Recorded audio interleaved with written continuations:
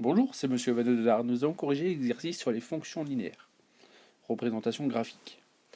Donc ici, dans l'exercice numéro 1, on a une fonction f de x égale 2x et on nous demande de la représenter graphiquement. Donc nous on sait que f est une fonction linéaire, puisque je rappelle, le nombre de départ x a été multiplié par un nombre fixe, ici 2, donc c'est la définition même d'une fonction linéaire. Et on sait que les fonctions linéaires, leur représentation graphique, sont des droites qui passent par l'origine. Donc ici, ma fonction, comme c'est une fonction linéaire, je peux dire que sa représentation d est une droite qui passe par l'origine. D'accord, c'est une propriété que nous avons vue dans notre cours. Toute fonction linéaire, sa représentation graphique, ce sera une droite qui passe par l'origine puisque c'est lié à une situation de proportionnalité. Je sais donc qu'elle passe par l'origine. Il me faut un deuxième point pour savoir comment tracer ma droite. Donc ici j'ai pris par exemple le nombre 3, je calcule son image. En faisant 2 fois 3, je trouve 6. Donc je peux dire que la droite D ici va passer par le point d'origine et par le point de coordonnées. Donc alors pour avoir les coordonnées, c'est pas très difficile. Le 3, le nombre que j'ai pris, c'est l'antécédent. Donc on l'avait vu, l'antécédent va sur l'axe des abscisses. Donc le premier nombre, c'est 3.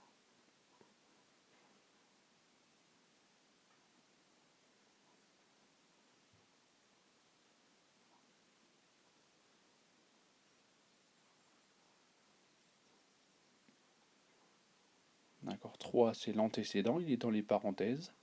Donc il va sur l'axe des abscisses. D'accord, on avait vu un moyen mnémotechnique. Abscisse et antécédent commencent tous les deux par la lettre A. L'image ici c'est 6, donc ce sera sur l'axe des ordonnées. Donc c'est ma deuxième coordonnée. Ici 6.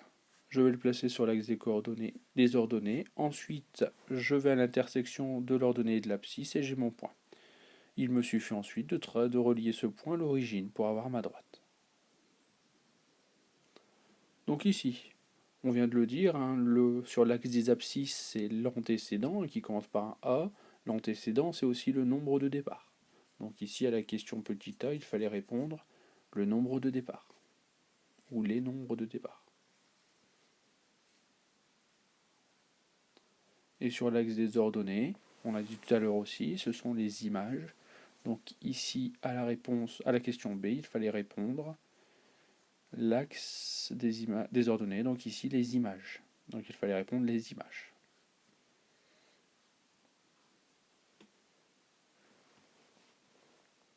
Pour le prochain exercice, il fallait construire des représentations graphiques. Donc on va commencer avec f qui a x associe 5x. Donc c'est bien une fonction linéaire puisque le nombre de départ x a été multiplié par 5. Donc on sait que sa représentation graphique est une droite qui passe par l'origine. Pour avoir un second point pour tracer la droite, puisque là je n'ai que l'origine, je vais choisir un nombre et calculer son image. Ici je vais choisir par exemple 1 comme antécédent. Donc ici l'image c'est 5 fois 1. D'accord, je remplace juste le x par 1 dans l'expression, ce qui fait 5. Donc je sais que le point d'abscisse 1 est d'ordonnée 5. Donc je vais placer le 1 sur l'axe des abscisses et 5 sur l'axe des ordonnées. Je vais à l'intersection des deux et j'aurai mon deuxième point de ma droite. Ensuite, il me suffit de tracer la droite qui passe par ce point et l'origine pour avoir la représentation graphique de ma fonction f. Pour la fonction g, on va procéder de la même façon. Ici, on a g qui a x associe moins 4x, donc le x a été multiplié par moins 4, un nombre fixe, c'est bien une fonction linéaire, je sais qu'elle va passer par l'origine, et pour avoir un second point, je choisis un nombre au hasard, donc ici je vais choisir moins 0,5, je vais calculer son image, donc ça va faire ici, je remplace x par moins 0,5, donc ça devient moins 4 fois moins 0,5, je prends l'expression de ma fonction et je remplace le x par moins 0,5, ce qui me fait 2. Donc je vais placer moins 0,5 sur l'axe de mes abscisses. Je place 2 sur l'axe de mes ordonnées. Je prends le point à l'intersection de l'abscisse et de l'ordonnée. Et une fois que j'obtiens ce point, je n'aurai plus qu'à le relier à l'origine pour obtenir ma droite. Alors on voit ici que la droite va descendre, c'est normal, puisque le coefficient de la fonction g est négatif. Donc c'est pour ça que la droite descend. On va procéder de la même façon pour la fonction h. Ici, on a bien une fonction linéaire, puisque le x est multiplié par un nombre fixe, c'est-à-dire ici 1/3. Donc, je sais qu'elle va passer par l'origine, que c'est une droite qui va passer par l'origine. Il me faut un deuxième point pour pouvoir trouver cette droite. Donc, je vais calculer une image. Ici, de préférence, un multiple de 3 pour ne pas me retrouver avec des fractions. Donc, ici, j'ai choisi 3. Donc, je fais 1/3 fois 3. Ce qui fait 1. Donc je prends ici mon point, je sais qu'en abscisse, donc c'est l'antécédent ici, c'est-à-dire 3, donc je place 3 en abscisse, et mon image sur l'axe des ordonnées 1, je prends le point au croisement des deux, et je trace la droite qui passe par l'origine et ce point pour obtenir la représentation graphique de h. Ici j'ai une fonction qui monte, c'est normal puisque le coefficient de la fonction linéaire était positif. Pour le dernier exercice, ici de 80, donc on me demande les coordonnées de B, je vais les lire. Donc je suis à -2 en abscisse et je suis environ à 4. Donc je vais mettre 3,9 parce qu'on voit qu'on est un petit peu en dessous pour l'ordonnée. Donc je dis que les coordonnées de B sont -2 et 3,9. J'aurais pu mettre 3,8 aussi.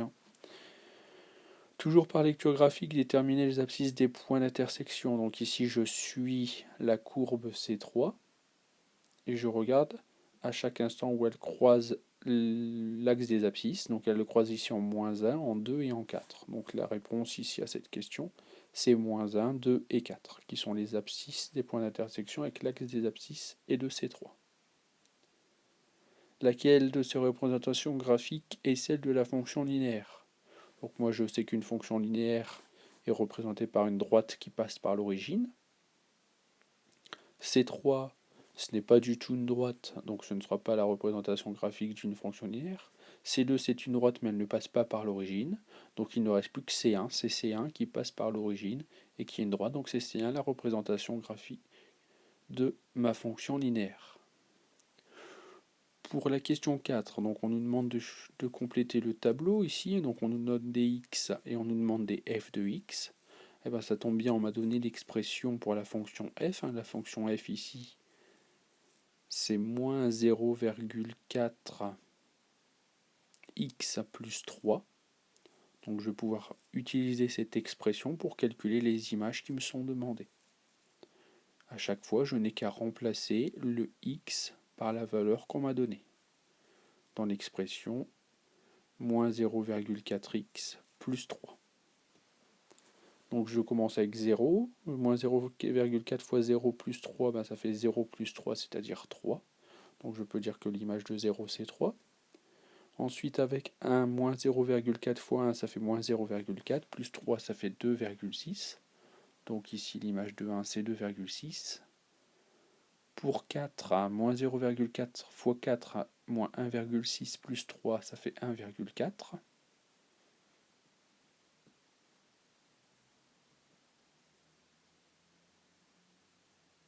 J'ai noté 1,6 et 1,4.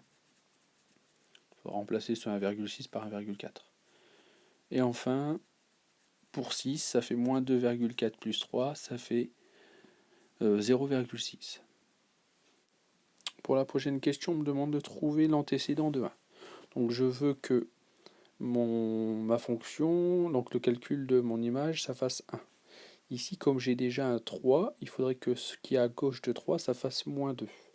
Donc moins 0,4 fois combien font 2? Et bien tout simplement 5. Donc je pense que si je prends 5 comme antécédent, j'obtiendrai 1. Je vais vérifier en faisant le calcul. F de 5, ça fait moins 0,4 fois 5 plus 3. Moins 0,4 fois 5, ça fait moins 2. Plus 3, ça fait bien 1. Donc 5 est l'antécédent de 1. Donc ici, je dois vérifier que le point A appartient ou pas à la droite C2. Alors, pour savoir si la droite C2, c'est la fonction f, g ou h, je vais utiliser les informations qu'on a trouvées précédemment. On sait que l'image de 5, c'est 1. Que l'antécédent de 1, c'est 5. Donc je prends, voilà, là, il y a ces deux, ces trois qui sont possibles. Par contre, dans mon tableau précédemment, je sais que l'image de 0, c'est 3. Et il n'y a que ces deux qui passent par le point de coordonnées 0, 3. Donc je sais que ces deux, c'est ma fonction f. Donc comme je sais que c'est ma fonction f, je vais pouvoir prendre l'abscisse du point A, 4,6, et calculer son image. Donc ici, je calcule moins 0,4 fois 4 plus 3, et je vais trouver la valeur de son image. Ici, je vais trouver 1,16. Donc ce qui veut dire que comme le point A, son ordonnée, ce n'est pas 1,16, mais c'est 1,2, d'accord, c'est pas l'image de 4,6, ça veut dire que le point A n'appartient pas à la droite C2. Pour qu'il appartienne à la droite C2, il aurait dû avoir comme coordonnée 4,6 en abscisse et 1,16 en ordonnée. D'accord, comme ici il n'a pas 1,16 en ordonnée, qui est l'image de 4,6, il n'appartient pas à C2.